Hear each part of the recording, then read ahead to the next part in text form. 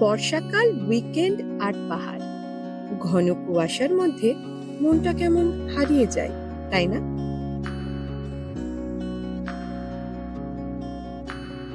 আমি জানি যতই রোমান্টিক লাগুক, চাইলেই সবার পক্ষেই এক্ষুনি নর্থ বেঙ্গল চলে যাওয়া সম্ভব নয়। কিন্তু কলকাতার কাছেই খাস সাউথ বেঙ্গলের বুকে মেঘে ঢাকা পাহাড়কে যদি হাত বাড়িয়ে ছোঁয়া যায়, তাহলে কেমন হয়? Welcome to Biharinath hills.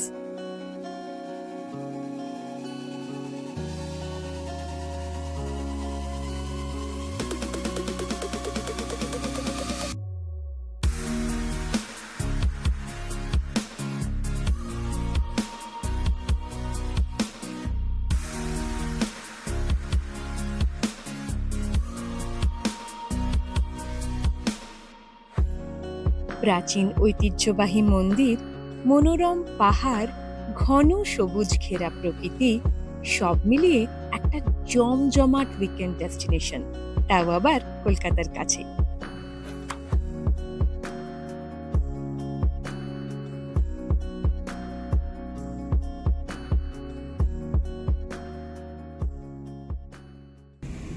এরকমই এক বৃষ্টি ভেজা উইকেন্ডে আমরা বেরিয়ে পড়লাম বিহারীনাথ পাহাড়ের উদ্দেশ্যে।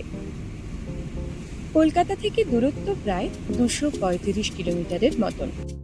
NH-19 ধরে কলকাতা, ডানকুনি, বর্ধমান, পানাগড়, দুর্গাপুর, রানীগঞ্জ, মেজিয়া ব্রিজ হয়ে বিহারীনাথ পাহাড়ে আসা যায়। এছাড়াও চাইলে আপনারা ডিশেরগড় ব্রিজ হয়েও আসতে পারেন। এছাড়া ট্রেনেও আসতে পারেন হাওড়া থেকে, তার জন্য ডিটেলস দেওয়া রইল। সেক্ষেত্রে রানীগঞ্জ স্টেশন থেকে বাই কার, বাই বাস বা রিজার্ভ অটোতেও বিহারীনাথ পাহাড় অব্দি এসে পৌঁছানো যাবে।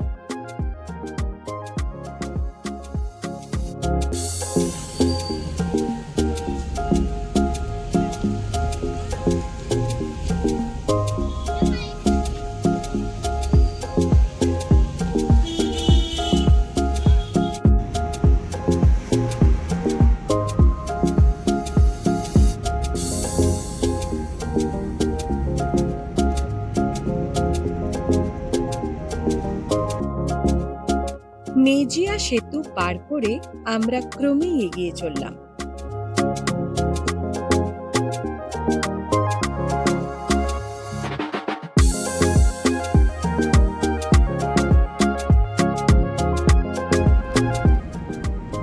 শাল, মহুয়া, পিয়াল গাছের বনে ঢাকা রাস্তার মধ্যে দিয়ে এ যেন এক আলাদাই সিনিক ড্রাইভ।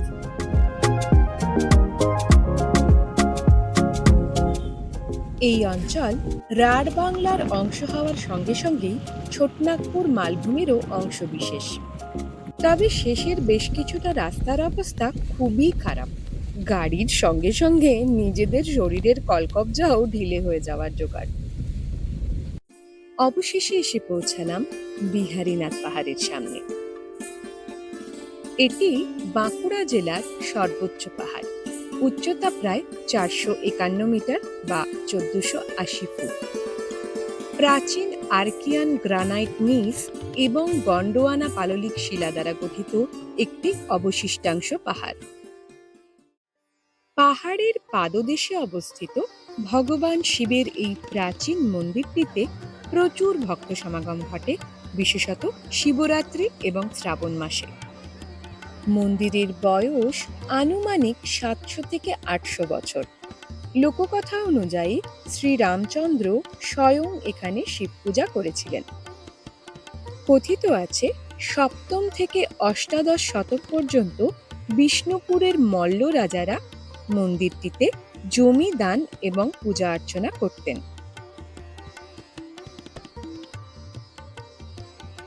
এই মুহূর্তে আমরা এসে পৌঁছেছি বিহারীনাথ মন্দিরে, যেটা বিহারীনাথ পাহাড়ের ঠিক পাদদেশে রয়েছে।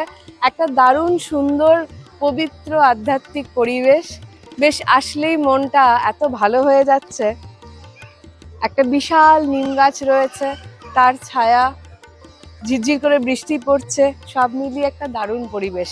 আর সব থেকে বড় কথা, আজকে হলো সোমবার, বাবার দিন, বাবার দিনের দিন, বাবার দর্শন।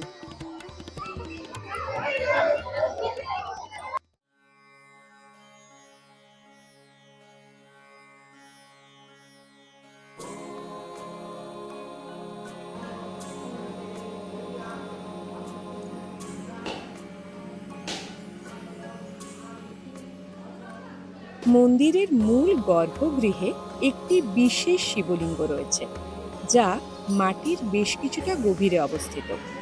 এখানকার শিবলিঙ্গকে স্বয়ংভু বলে মনে করা হয়। অনেক ঐতিহাসিকদের মতে শৈব উপাসনা কেন্দ্র হিসেবে গড়ে ওঠার আগে বিহারীনাথ ছিল জৈন ধর্মের একটি প্রাচীন কেন্দ্র।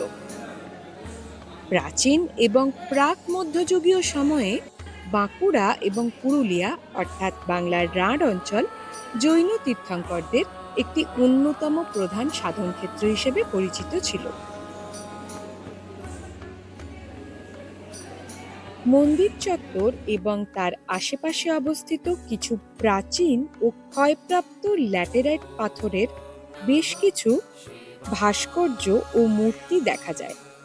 অনেক ঐতিহাসিকরা মনে করেন এগুলি মূলত কোনো জৈন দেবতার মূর্তি, যা পরবর্তী শতাব্দীগুলিতে হিন্দু উপাসনায় ভগবান শিব বা বিষ্ণুর অবতার হিসেবে পূজিত হয়।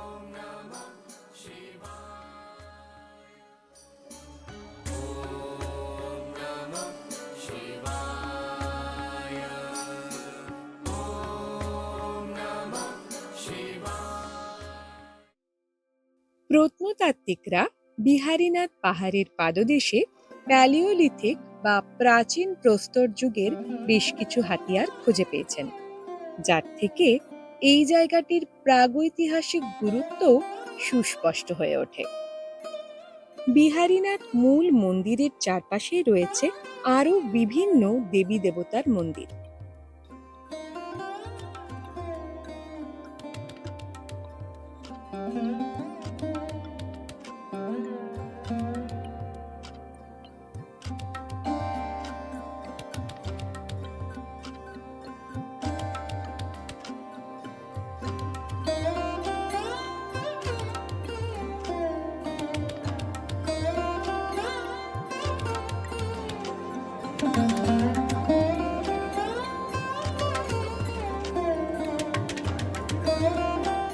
প্রাচীন আদিবাসী রীতিনীতি, হিন্দু পৌরাণিক ঐতিহ্য এবং জৈন সংস্কৃতির এক অপূর্ব সংমিশ্রণ ঘটেছে এখানে।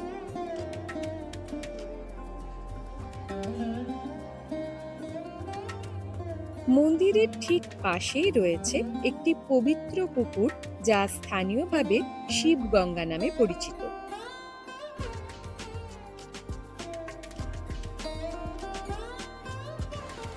প্রতি সোমবার এখানে প্রসাদ হিসেবে খিচুড়ি ভোগ খাওয়ানো হয়।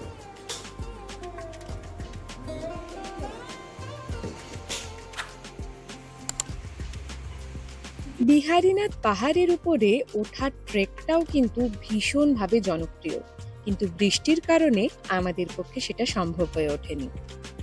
মন্দিরের ঠিক পিছনেই রয়েছে বিহারীনাথ ইকোট্যুরিজম। ডে ট্যুর হোক বা উইকেন্ড স্টে, এই প্রপার্টিটা কিন্তু একদম মিস করবেন না। ডিটেল ভিডিও থাকছে পরবর্তী পর্বে। So stay tuned with Elixir of Life for more such videos with me, Orijita.